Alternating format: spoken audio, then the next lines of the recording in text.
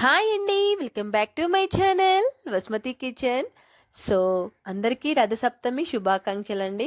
So ఇక్కడైతే నేను ఒక టీ గ్లాస్తో అయితే పరమాన్నం వండబోతున్నాను. ఒక టీ గ్లాస్ మాత్రం రేషన్ బియ్యం తీసుకున్నానండి. రేషన్ అంటే కూపన్ బియ్యం అంటారు కదా, సో అదే గ్లాస్తో నేను ఒక గ్లాస్ బియ్యం అయితే తీసుకున్నాను. 2 టైమ్స్ వాష్ చేసి మూడోసారికైతే నానపెట్టేశాను. ఇంకా ఒక హాఫ్ అన్ అవర్ అయితే అలా వదిలేశాను. సో ఇక్కడైతే మళ్ళీ స్టవ్ ఆన్ చేసి నేను ఒక చిన్న గిన్నె అయితే పెట్టేసుకుంటున్నానండి. ఇక్కడ ఏ గ్లాస్తో అయితే మనం రైస్ తీసుకున్నామో అదే గ్లాస్తో 3 గ్లాసుల వాటర్ అయితే తీసుకుంటున్నాను. ఇక్కడ 3 గ్లాస్ వాటర్ తీసుకున్నాక నేనైతే ఇక్కడ అవి వేడెక్కేలోపు ఇక్కడ బెల్లం అయితే తీసుకుంటున్నాను. మనం ఏ గ్లాస్తో అయితే రైస్ తీసుకున్నామో సేమ్ తురిమినాక అదే గ్లాస్తో ఒక 2 గ్లాసుల బెల్లం అయితే తీసుకుంటున్నానండి.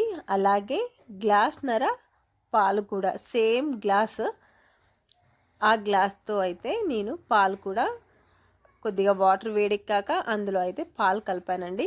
అవి అలా పొంగొచ్చేదాకా మనము కాగనివ్వాలి పాలైతే. ఇప్పుడు మనము ఏం చేయాలి అంటే దీంట్లో మనం నానపెట్టుకున్న బియ్యం అయితే వేసేసుకోవాలి. ఒక హాఫ్ అన్ అవర్ అలా నానాయండి బియ్యము.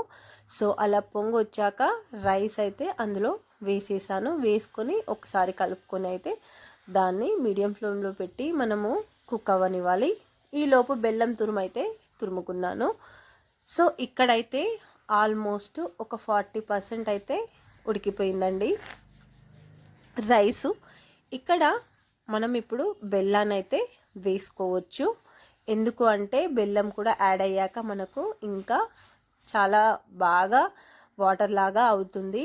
ఇంకా మనకు బెల్లం అన్నం అయితే ఎప్పుడైనా చేస్తుంటే మీరు చూడండి, కొద్దిగా ఎక్కువ తక్కువలతో మనం చేసినప్పుడు వాటర్ కానీ పాలు కానీ తక్కువైనప్పుడు ఎమ్మటిగా గట్టిగా పడిపోతుంది కదా, అలా పడకుండా ఉండాలంటే ఇలా అయితే చేసుకోండి. ఇక్కడ మా బాబు అయితే నాకు నెయ్యి అయితే ఇచ్చేస్తున్నాడు. ఇక్కడ నేను మళ్ళీ స్టవ్ ఆన్ చేసి జీడిపప్పు వేయించుకుందామని ఇంకా నెయ్యి అయితే పోసేసాను. జీడిపప్పులు అయితే వేయించేసుకుంటున్నానండి. ఇక్కడ ఇలా చీట్స్ వస్తాయండి, అన్నీ ఒకే ప్యాకెట్లో అదైతే తీసుకుంటున్నాను. సో ఇక్కడైతే మాది ఆల్మోస్ట్ ఇంటి ముంగట ఇంట్లో ముందు మొత్తం మా పాప అయితే డెకోర్ చేసింది. మొత్తం రథం ముగ్గులు అయితే వేసేసింది. సో నార్మల్గా అయితే ఎప్పుడు స్వీట్ చేస్తాము రథసప్తమి రోజు. సో ఈ ఇయర్ కూడా ఇంకా బయట అయితే సూర్యుడు అలా వచ్చాడు, చాలా బాగా అనిపిస్తుంది. ఇంకా ఏం లేదండి, మనకు ఆల్మోస్ట్ అది ఉడికిపోయినట్టే. నేనైతే ఒకసారి వెళ్ళి చూద్దామని ఇంకా ఇంట్లోకి అయితే వెళ్తున్నాను. మీరు కూడా కరెక్ట్గా ఇదే సేమ్ ప్రాసెస్లో చేసుకోండి, చాలా అంటే చాలా బాగా వస్తుందండి. ఇక్కడ ఆల్మోస్ట్ ఉడికిపోయినట్టే. ఇంకా మనం వేయించుకున్న జీడిపప్పులను అయితే అందులో వేసేస్తున్నాను. ఇంకా మనం డ్రై ఫ్రూట్స్ కానీ ఇంకేమైనా వేసుకుంటే కూడా వేసుకోవచ్చండి. ఇక్కడ నాకు జీడిపప్పు అలాగే పొద్దుతిరుగుడు గింజలు అంటారు కదా, ఇంకా కొన్ని నట్స్ ఉంటే నేను అందులో నెయ్యిలో వేంపి అయితే కలుపుతున్నాను, మీ ఇష్టం. ఇంకా ఇలాచి పౌడర్ కూడా లాస్ట్లో అయితే యాడ్ చేసుకోవాలి. నెయ్యి ఒక 2-3 స్పూన్లు నెయ్యి, అలాగే ఇంకొన్ని పాలు కూడా యాడ్ చేసుకోవాలండి లాస్ట్లో. చాలా అంటే చాలా బాగుంటుంది, అసలు నోట్లో వేసుకుంటే కరిగిపోతుందండి, అంత బాగా వచ్చింది అసలు అయితే. సో మీరు కూడా ట్రై చేయండి. ఇంకా ఇక్కడైతే మనకు ప్రసాదం రెడీ అయిపోయినట్టే.